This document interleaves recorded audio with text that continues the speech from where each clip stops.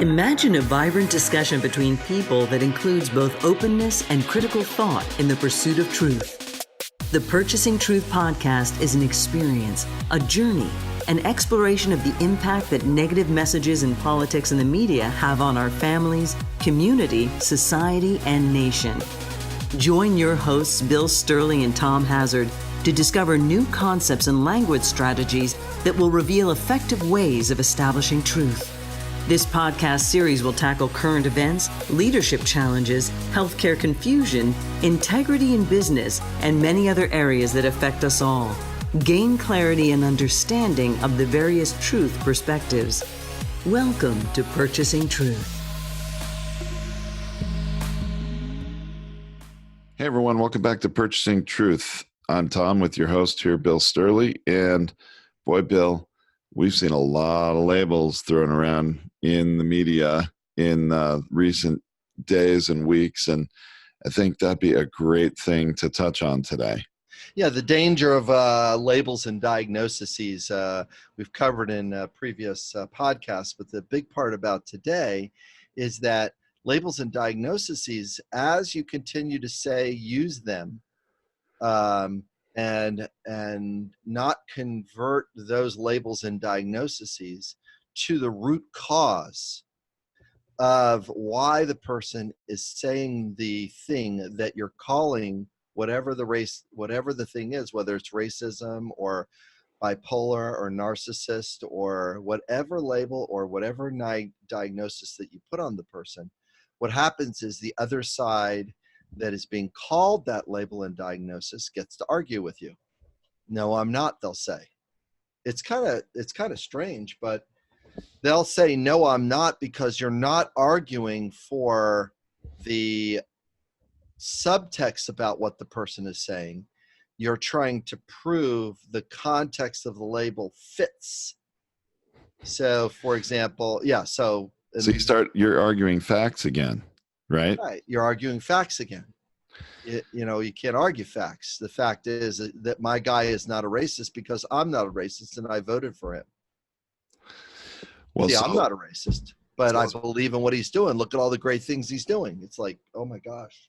All right. Well, let's put a little context on this. Let's put a meat on the bone here because people need to hear that one. Yeah, because what we're talking about is very recently the president launched a typical tweet storm, I guess you might, to label it, I guess, but it launched a series of tweets where he was criticizing these, in particular, for U.S. representatives in the House of Representatives, and telling them, among other things, that they should go back to where they came from. Yes. And run those countries and then come back and tell us how to do it here in the U.S., which, I'm paraphrasing. I'm not literally quoting this thing, but it was, largely viewed as a thinly veiled racist message, because, that when you talk about derogatory terms that were used, especially in the early 20th century for immigrants, people without papers, and coming from other countries, they were often said, go back to where you came from. You're not really supposed to be here, or you're not an American, whatever. And so that's the basis of what a lot of people, and certainly the media, latched onto it first, because this is, the reality of media today, this 24-hour news cycle. Yes. They immediately see this stuff and respond to, pardon me. Right. They immediately see it and respond to it, and labeled it as racist. Yeah, that's and it's and they've people have been working themselves up to, as some of the newscasters are starting to get around to, is like, hey, I called it at the beginning when he came down and came down the escalator. I called it at the beginning. That's a dog whistle. There's another label, and that's a trope. That's another problem there. And so what the problem is you've got to talk about what kind of racism is it, and have that in the same narrative. It's okay to use a label just so you get off the label quickly. Don't stay on the label, because what happens is it gives the other side a margin of argument. So is this a racism that is based in mutual respect? Talk about mutual respect. Do not talk about racism anymore. This is racist. It doesn't meet the need for mutual respect as Americans. Mutual respect as American looks like. Then Now, that would be very different, wouldn't I'm it? talking about the right thing. This statement is a racist. This statement has racism because it doesn't meet the need for fairness. Fairness for Americans look like. Here's what fairness looks like for all Americans. The president is dividing us with that phrase because it's not about fairness. You come back to the root of what the heart of the conversation is. Do not stay in the label of racist, because racist, not racist, racist, not racist. Yeah, where is the line, right? I mean, how much does someone have to do to be a racist? Or are we now going to have classes of you're a level 1 racist or you're a level 4 Right, racist? right. It's like the gradation of, and Yeah. this is one of the biggest. This is why the dictionary keeps changing and adding new words, and this is why the DSM-5, the Diagnosis Manual for Psychologists, keep adding new labels and diagnoses, because we're trying to describe and put a label on a behavior and the nuance of behavior. Here's a great example. Here's a term that's not used anymore in diagnosis because the construct of it is lost. Neurotic. They're neurotic. That person's neurotic. Hysteric. They're hysterical. Oh, hysterical. That resonates with me because if you really understand the root of the word, I mean, talk about a gender, bias Yes. label or something that should be viewed as. Look at how you lit up. As soon as I hit the label, the whole flame of your brain shows up. It's like, holy crap. If you really understand hysteria or hysterical, I mean, it was a medical term at the time. I think it was a diagnosis of hysterectomy. Right. Is I'm taking out a woman's part because this is causing her hysteria. That is oh my gosh. I know, really scary. It's very, very scary. And it's the root words and words create emotion because they activate needs of ours, and those needs cause the feeling to activate, inside our body. And it happens so instantly that the person's brain can't get a hold of it and actually have a quality discussion or a civil discourse to take place between the two different people. So the candidates are fundamentally making the mistakes, and they're walking into the label trap. See, candidates don't know that they're running against language. They're running against language usage. They don't know that that's what they're doing. That's a light bulb moment right there, just in case anyone didn't realize it. The candidates don't know they're running against language. No, they don't know that they're running about language positioning. I mean, they don't know because it's easy to say it, because all you got to do is flip to Senator Harris, and she says, yes, that's racist. It's like, that's the only snippet she's getting. Right. If she pulls it back and somebody asks the racist question, and she says, mutual respect for Americans look like, fairness for Americans look like. Wow, what a different conversation. She gains points. She gains votes because she's not doing what everybody else is doing, is calling my guy a racist. Right. And so this is where, and we've talked about Kamala Harris before because she's an attorney, I think, and a prosecutor, That's right? problematic. That's a little bit of problem to her. That she's, I think, largely a black and white thinker. There's some black and white thinking going on here. No, I mean that the all or none thinking that takes place in that mindset. It's you are innocent until you're proven guilty. Well, I have all these points of guiltiness, but notice how that doesn't make difference for the voter who has already put their identity and hooked their identity wagon onto Donald Trump. They've hooked the identity. My self-worth is attached to him. My truth is attached to him. That's how he's purchased truth. They don't know that the voter does not know that they've been sold by language messaging. The guy is great sizzle. He's the sizzle cat. He is the sizzle king. He sells sizzle. And we're not even talking about his steaks, but he just sells sizzle. We're not talking about his time in the WWF. He sells sizzle. I mean, he's a sizzle guy. And it's that small label changes to here is how he's activating the needs for identity that is causing the person to anticipate that their identity will feel better when he's in the Oval Office rather than the other person that is being casted as the enemy, that is the Democrat, because those Democrats, and Lindsey Graham did the same thing. They're communist. He's reaching for a very old label. But that's why we didn't like the Russians before. But now that they're oligarchs and it's run as an authoritarian state, that's okay.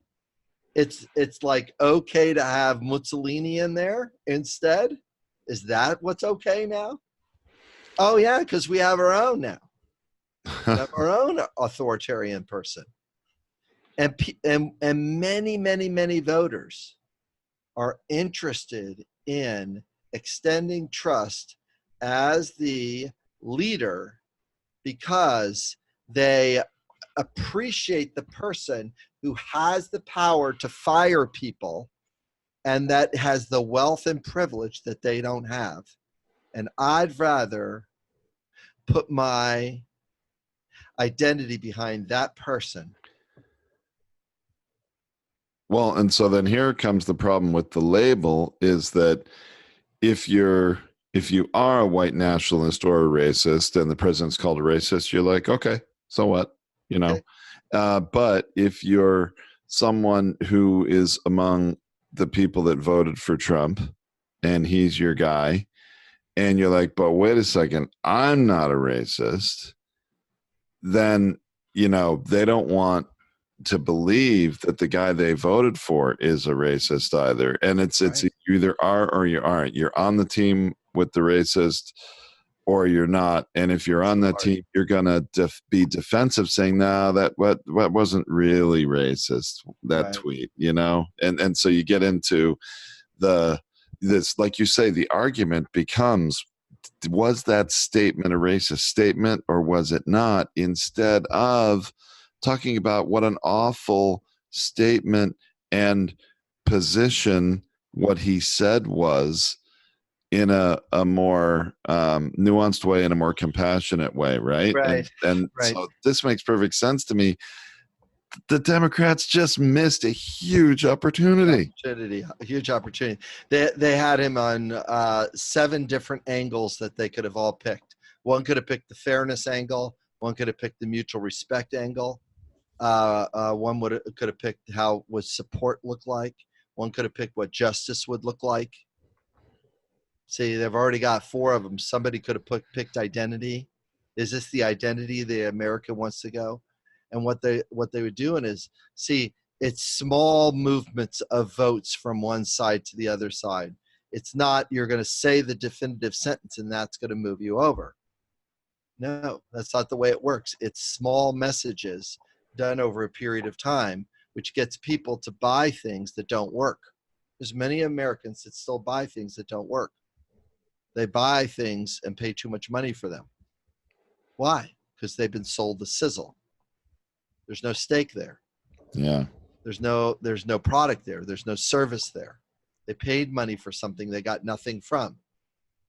That just allows the rich person to sell the same thing.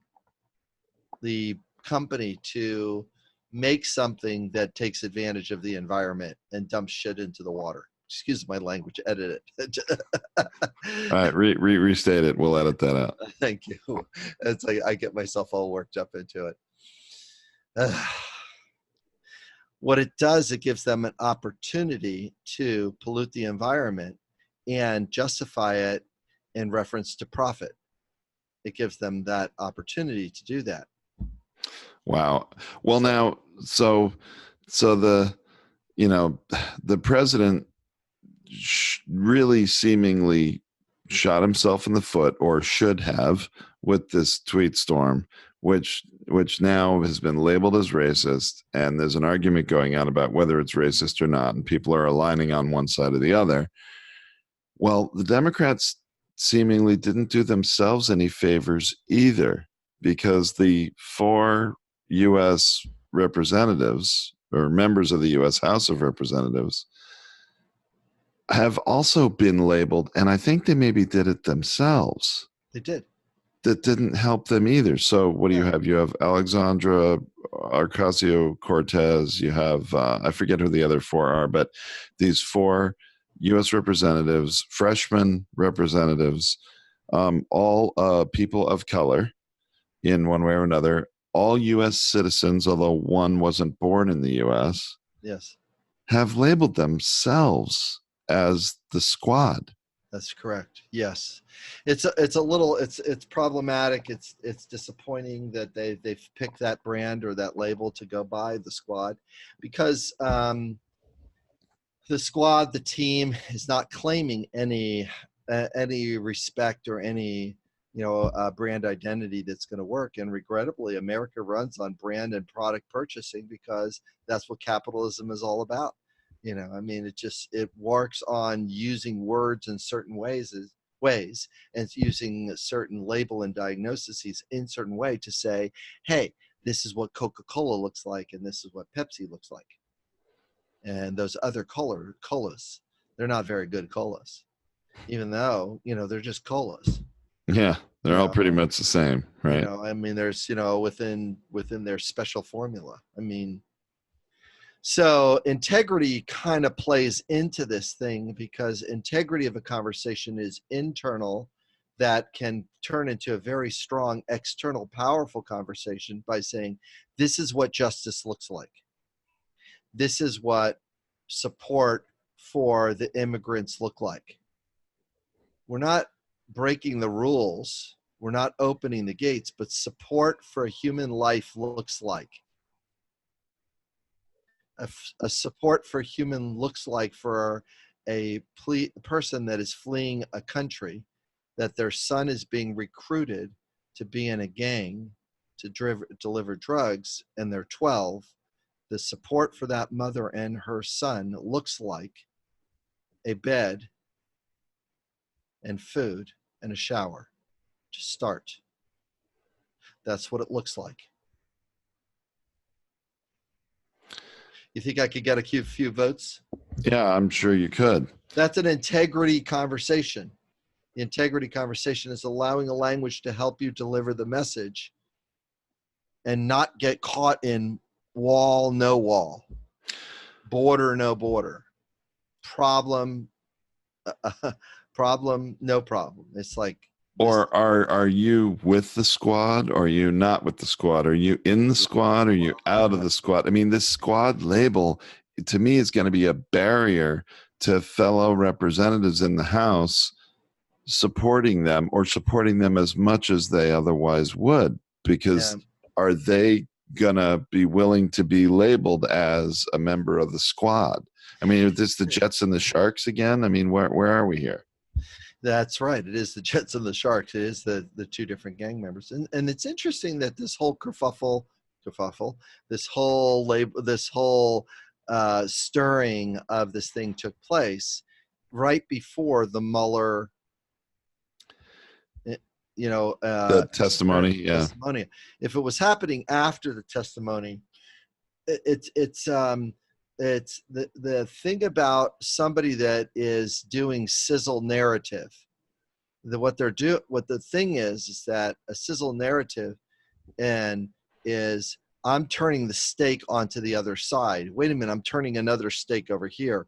They're just moving from what message are they turning to make sizzle and get you to look over to that other steak. Wait a minute, I'm looking at this other steak. I'm looking at this other steak. And the problem is that it keeps us away from having an integrity conversation about one of them. One of the steaks all it's doing is just sizzling on one side and smelling really good to a brain that's hungry for identity. American is hungry for an identity. We don't have one right now. And is it going to be white? Or is it going to be respect? Just see how I just shifted it to is it going to be target. White, or is it going to be respect? Is it going to be one that's white? Is it going to be one that's based in respect?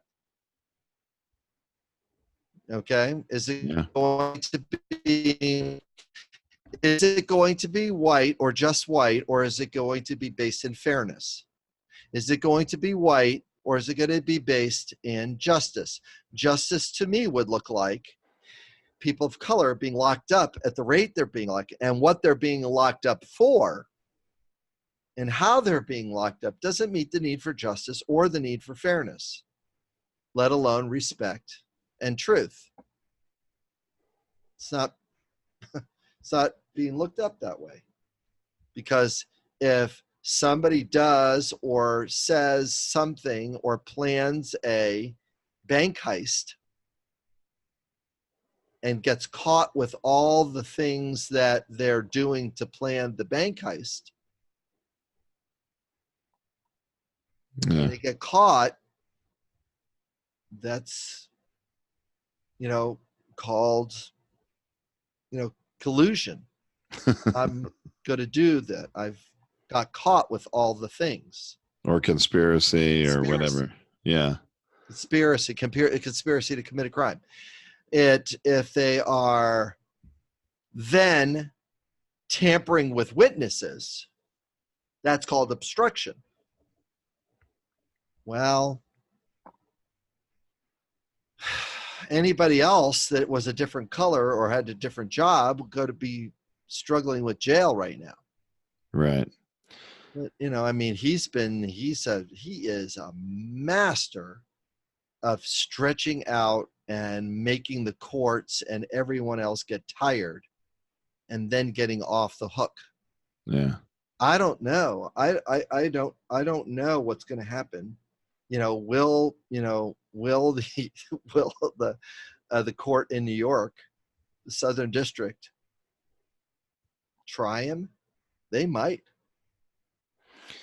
They might do it. They might.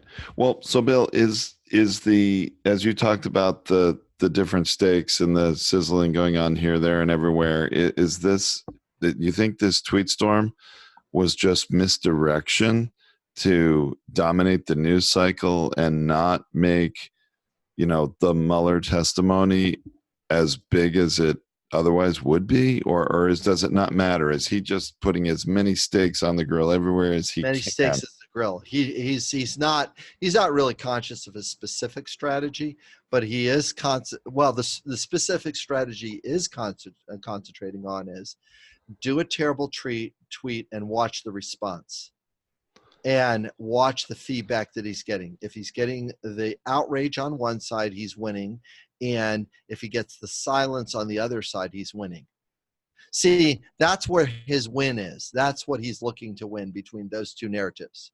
So like everybody in the GOP in the Senate who is being quiet is not condemning him nor Yeah, that's backing him. Yeah, he's winning. Yeah, he's winning. Winning. Yeah, he's winning there. He's winning there because none of them are doing it, because those people also voted for those people. Right. So now you've got a vote that said, I voted for Lindsey Graham, I voted for Donald Trump, I'm sticking with the two of them. And, truth for Lindsey Graham left him a long time ago, because he needed to leave truth behind in order to stay alive politically, because he's watched how the master steak flipper has sizzled and fried everybody out, because the violence, the violent language that comes in the direction of Jeff Flake or anybody else, or Justin Amash that stands up, and even though they're in the place of integrity and truth, that's irrelevant to him, because he's watching the needle, and the needle for him is outrage, silence. And that gives him the permission to keep doing more. Outrage, silence. So the silence is a non-endorsement, really. That's correct. If some businessman that respected him, some huge donor that respected him, that he respected, turned and went in the other direction, the Koch brothers, right, Sheldon Adelson. If one of those characters goes, you know what, this is too much for me. You think Trump would take notice at that? I don't care. The other Republicans would take notice. I see. That would give them cover. It gives them cover. It's like, I'm not going with you. I'm cutting off my funding guy. No, you're not worth it anymore. He bailed on you. I'm bailing on you. It's not until the money people bail, sure, that he's in trouble. They have it. Like, here's a good one. The guy that owns Home Depot is taking his whatever billions and donating the entire $3 billion that he's worth or whatever to Trump's campaign. Really? Oh, yeah. I didn't read that. He's donating billions of dollars to the campaign? Yeah, with the B. Wow. Well, he must be doing it to a super PAC, because I don't think you can actually give that much to a campaign. But same effect. Right, same effect. Yeah. Same effect. I'm taking these billions, and I'm going to put it into this place of voting. So, or to the Republican Party or whatever. Yeah. So he's taking it and putting that. Now, the backlash for me, as somebody that is voting for mutual respect, fairness, justice, that's how I'm voting. Notice I didn't mention a candidate. I didn't mention the party. I'm voting for respect, justice, and fairness.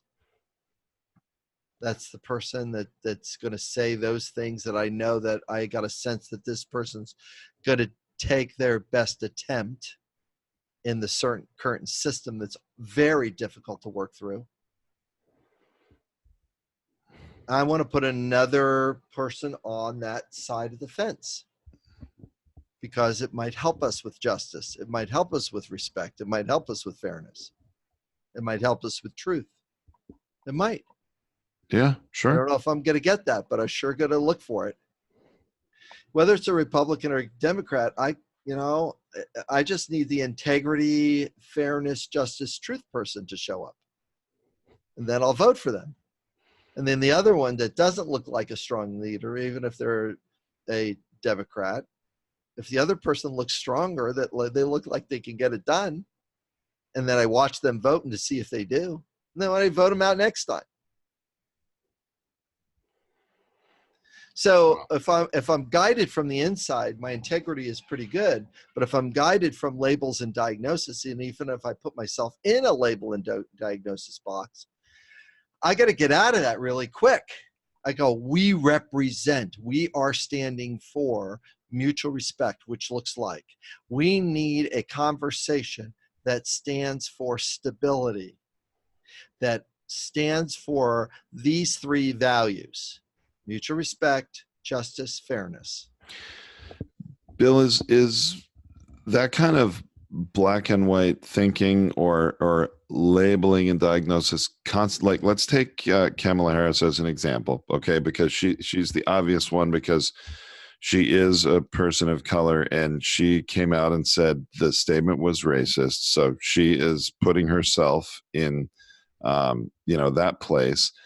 Is that kind of thinking and language being used eventually going to trip her up and hurt her more than help her, rather than, as you were saying, well, that certainly doesn't, that doesn't meet Americans' need for justice, and justice would look like this or might look like this? I mean, is it eventually just going to spiral down to somewhere that's not going to work? Yeah, if she doesn't get off the label and diagnosis soon and onto the value that's affecting her emotional, her message and her delivery will start to look jumpy. It won't look. See, Trump's message is stable. It's a stable message. Wow, there's a cognitive dissonance right there. Trump's message is stable. It's an identity. It's a stable identity. Wow. Message. It's a very stable identity message. This is not what America looks like when it's great. Wow. We're great, and when we're great, we're compliant. That is what he is messaging. And compliant with what? Compliant with the power, to the authority that you have given me. And because I'm your leader, you've just got to hand over unquestioned trust, because I hold the truth. Don't believe those cameras. Don't believe what you're seeing. Don't believe it. Wow. It's a tough wreckage. It's an internal. He started an internal Cold War. That's really, I just don't want it to tilt, but it is that, what would happen if somebody asked you to, and we could do this, Tom, on your side. It's easy. Tom, listen, there's a group of people that, the friend of mine who's this, she's an American citizen, but her cousin is an illegal, immigrant, and this immigrant is filing their paperwork. Can they stay at your house? Because currently ICE knows where they live, but can they stay in your house for a couple of months? That's the question, my friends. Yeah. My friends and I asked that around a circle. Can you stay? Can you stay that? Can you stay that? Can you stay a couple of months? And the nice part about it is that we're at least in a safe dialogue of what truth, integrity, justice are we standing for? We're standing for due process of an immigrant. Sure. That's what we're standing for, not hiding an immigrant. Okay. No, we're standing for a due process of an asylum seeker. That's what the stand for. But what happens if they come to your door and they have guns? Would you be willing to give your life for that value or no? What happens if they break down your door? If you lock the doors, they break it down. Who's they? You're talking about ICE? ICE or the powers that be. It could be a police officer. It could be, a military person. It could be whoever. Very, very dangerous narratives to say, go back to your country, Meanwhile, I'm in my country. Right. So my response, if I was one of those 4 women, would have something like, gosh, I think the president is feeling a little bit confused and a little bit frustrated that he's not getting the support he would like for the wall he's looking to build. Because he's confused because, gosh, I happen to be an American and this is my home. And I don't know what country I would go to because I'm fighting for the American values that I'm standing for, not necessarily my ethnicity. Ethnically, I think everybody can see that I come from an African American background. I come from this background. I come from this background. They all could have stood up and said, I come from this background, not the truth message, the fact message, we're all Americans. It doesn't stick.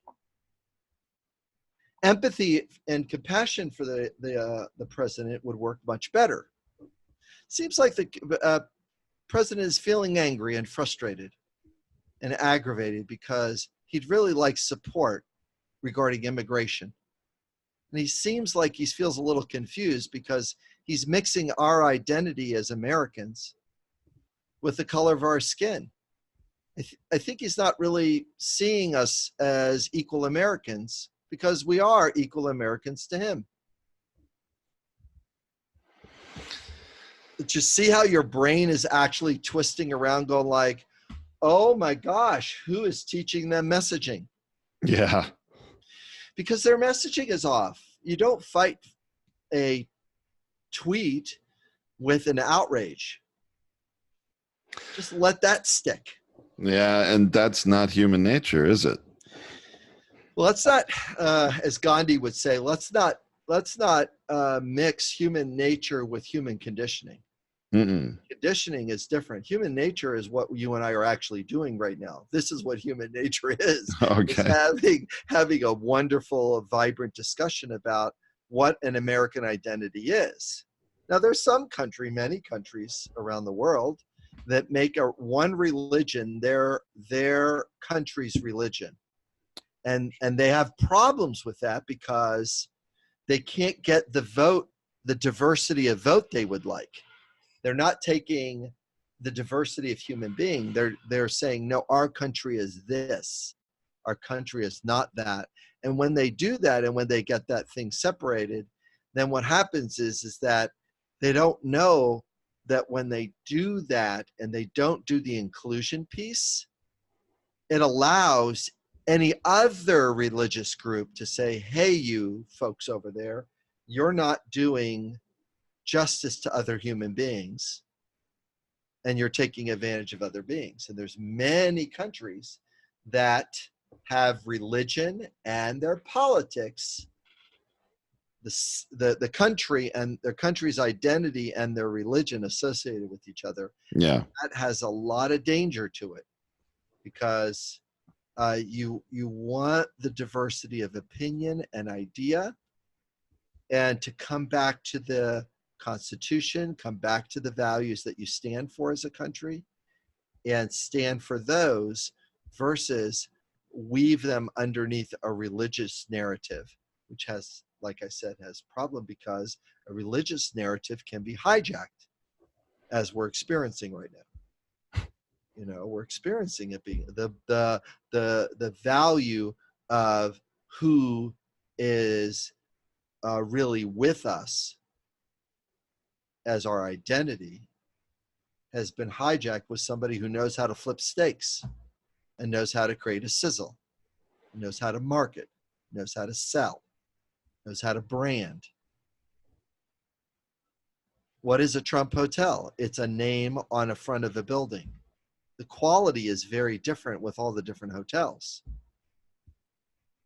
Even with the prices that he sells, the different, residences that he sells, the quality is different. Some of the people would say, yeah, I'm in this place. I'm paying more for the brand than I ever am with the quality Sure. of the place. They would know that the quality is a lot less. They could see it. Yeah, the walls are built this way. It looks this way. It's not really, that doesn't look like quality. And it's not something that'll last. It's just something it gets to break and you get to charge me more because of the location. Anyway. Right. So integrity is what we're trying to restore to here, Tom, is that integrity with a conversation is staying away from the label and diagnosis the best way we can. And no matter the level of this, or really go after a compassionate response. What is this person going for? What is the president going for? He's going for identity. He's going for an individuality. He's associating the word great with a certain group of people and not great with another group of people. These are not the great Americans that you and I are. Can you see the separation, the divide just showed up in your brain? Absolutely. The divide's going to show up really easily when we're framing it that way. It's really about framing it, and he's really just framing it with it. It's not until the money people 1, 2, 3, and it's got to be the right money people too. It's got to be the money people that are funding other people that are in this same identity as he is. So there's a bunch of folks that are there. And some of the folks are starting to move. I mean, the Koch brothers have moved some in they're going like, well, wait a minute. Yes, we've got this windfall, but we've also got this other thing that's coming up. We've energized this other group of people. And then I guess they could say the sentence, as Bill Barr said, well, everybody dies. I'm not worried about my legacy. Everybody dies. I'm going like, oh, he is in it. He is in it full time to cover this guy. His identity has been the fixer. He's just a different kind of Michael Cohen. Smarter, legal. He's just Michael Cohen. Well, he's in a position of more power for sure. And he's smarter. Yeah. Yeah, and he's smarter, and he's sharper, and he knows how to shut up, and he knows how to walk the legal line where Cohen didn't. See, it's just start. It's one way that, that's one way to get it to stick, to get certain things to stick is, gosh, Michael Cohen. Here are some of the things that Michael Cohen said, and it seems like that Bill Barr's doing the same thing at a different level with a different skill. Everybody will go like, wow, yes, I can see that. I can see the similarities between those two people. And the biggest problem with this Purchasing Truth podcast that you and I are experiencing, the biggest challenges that we're having with it, is that this is the way language is used to purchase truth. Because he looks better, he doesn't have the accent, he speaks more respectfully, and he's loyal. Therefore, and he's on my team, and he's on our identity, and we have a really great guy. Gosh, what did he do with the guy that just resigned? The labor secretary. Labor? No. No. Hold on. Okay, we'll find him. I'll get it. Hold on. So the guy that just retired, resigned, he called him, and it's funny because it's funny, but it's not funny. It's because, hey, this is a Hispanic guy. He's an Hispanic guy. Look at how this is a Hispanic guy. And I didn't ask him to leave. See, I'm not a racist. I like this one Hispanic guy. It was because of the guy we were talking about earlier that he sentenced the sexual predator. That's him. I think, Tom, the struggle with truth. One of the struggle with truth is that, and is that we've got to pay attention to what the motive or the need that the person or the value that the person is going after, that of which they're communicating from. So if, for example, with the labor secretary, Alex Acosta, one of the biggest challenges that they faced is that here's a person that participated something with somebody that most all people would associate with somebody they would not have an identity or a relationship with. Yet, Many of them did, though, right? Many of them did, because what would it be like to be a billionaire? Because many of the religious folks says, if I'm good enough, if I tithe, if I give money towards, God's going to reward me tenfold. Well, here's a guy that got rewarded as a billionaire, but yet had a completely shadow dark side to him. That, yeah, he was a billionaire. Did God reward him tenfold? Is that what happened?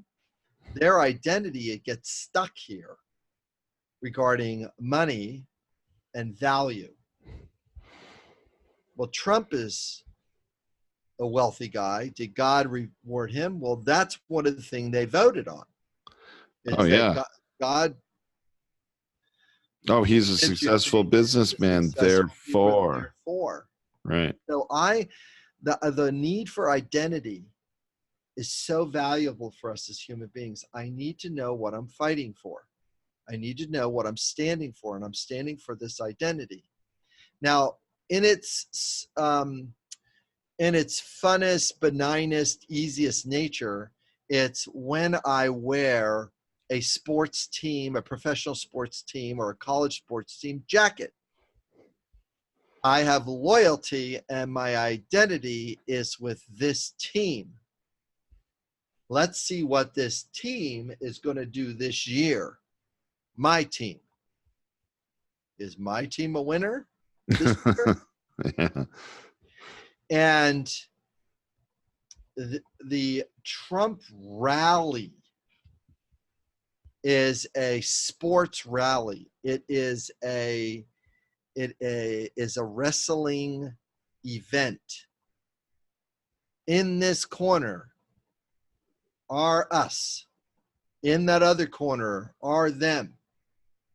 Them, they are not American because they're not us. See, we've got the red hat. We've got the red jacket. We got the slogans. We have slogans we can yell. Very, very different. Very, very different. So and those things that they stand for, they're bad. Those are bad things. Socialism is a bad thing. Capitalism is a good thing. Well, that wasn't our experience in 2008. It wasn't. Yeah. That Too wasn't big our to fail. it wasn't our experience. So the challenge of protection, which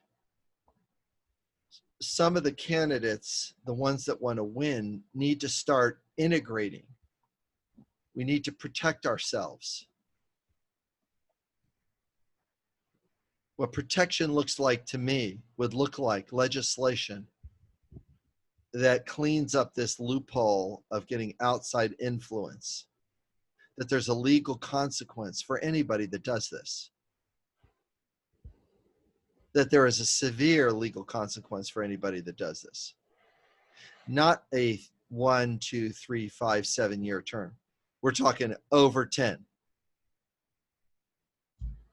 That crosses that messes with votes, that messes with, if any government is caught doing it and any of their agents are brought in and have that experience, and we do have that evidence that does that, it's severe.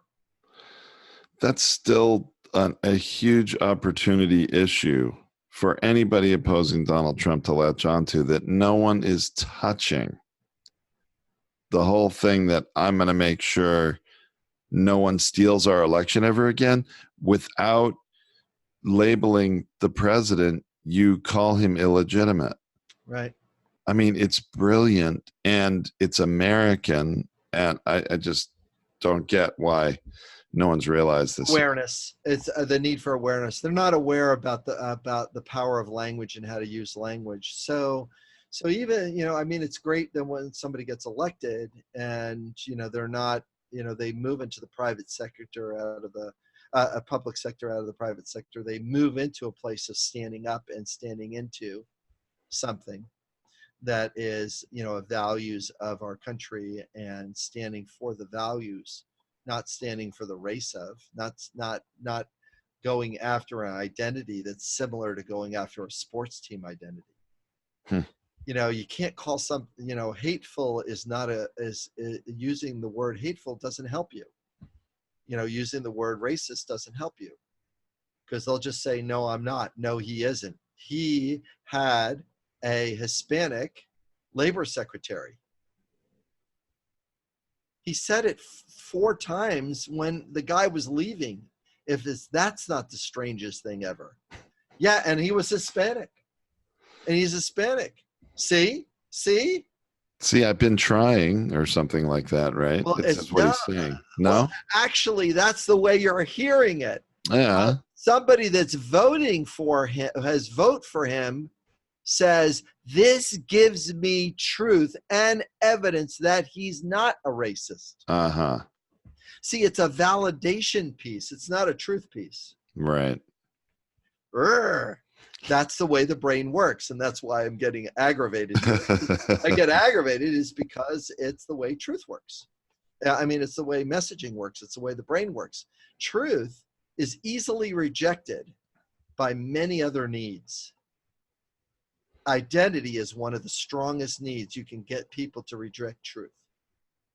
If you get somebody hooked on an identity or an individuality or a sports team, they will argue about why a discussion about their team means that broadcaster is against that team.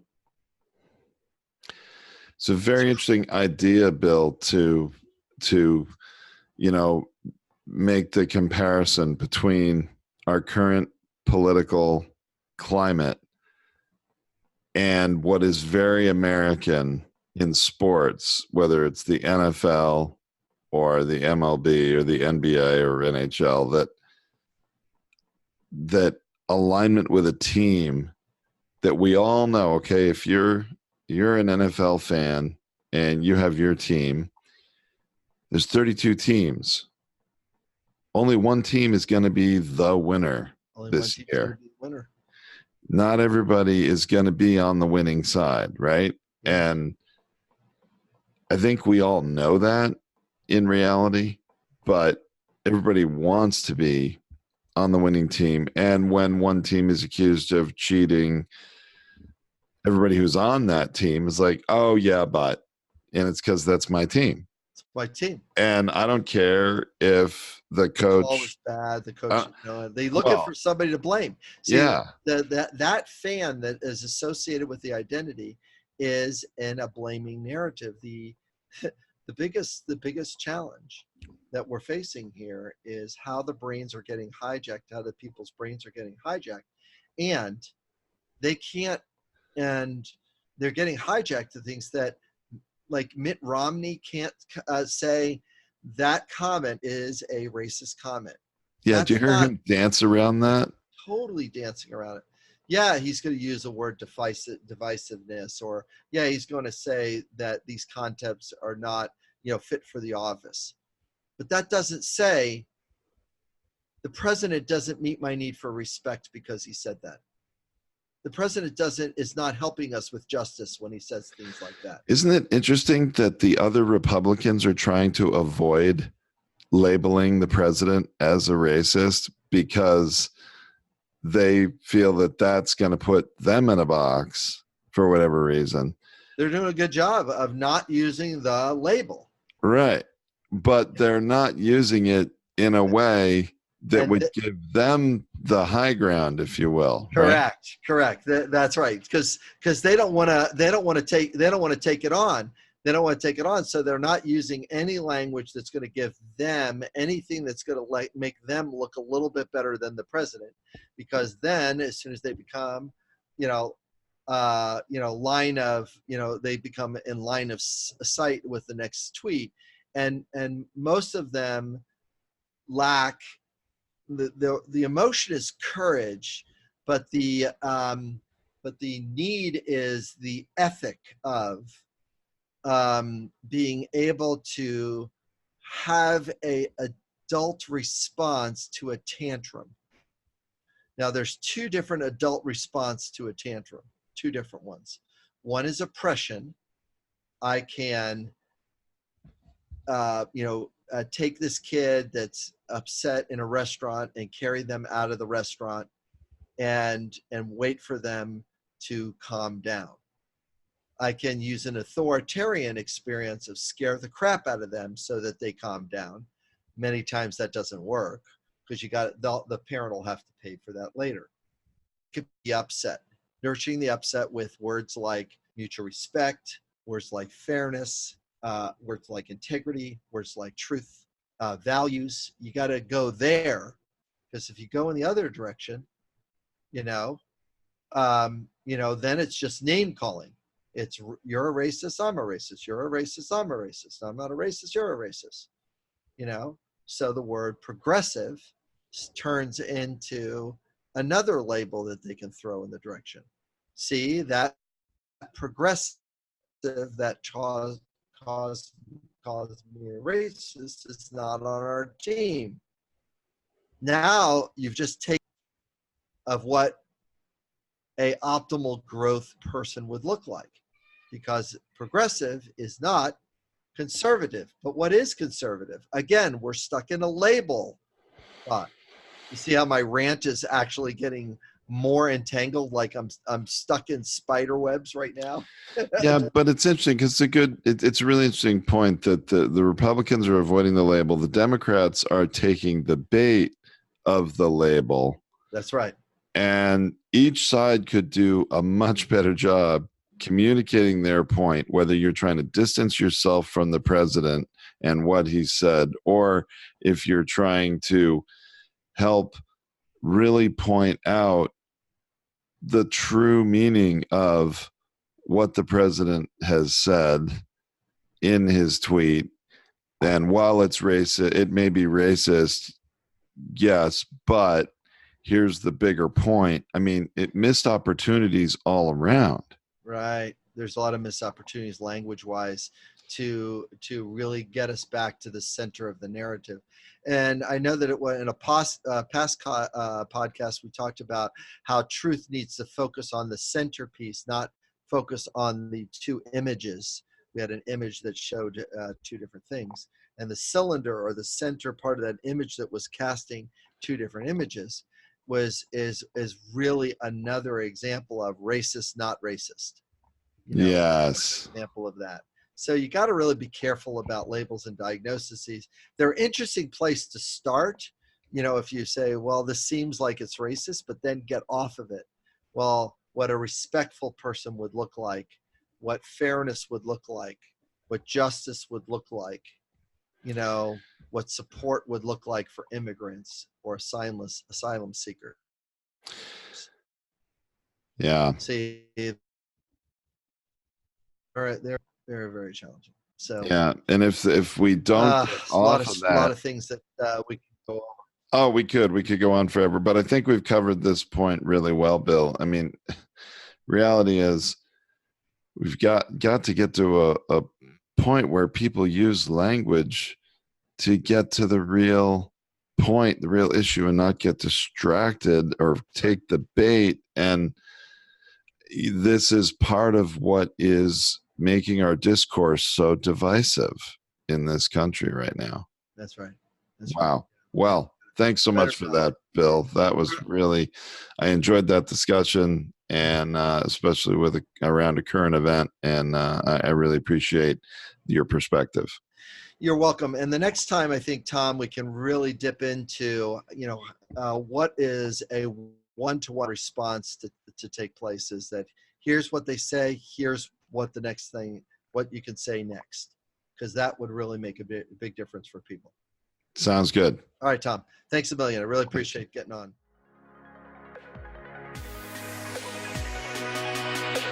Thank you for listening to this Purchasing Truth podcast. We trust that you have enjoyed this engaging and thought-provoking conversation. Our hope is that you've received value, found clarity, and broadened your truth perspective in this episode. If you did, leave us a review or visit our website, purchasingtruth.com. Join us again for another informative and content-rich discussion here at the Purchasing Truth podcast. Don't just accept whatever information comes your way. Join the discussion. Discover your own voice. Purchase your own truth.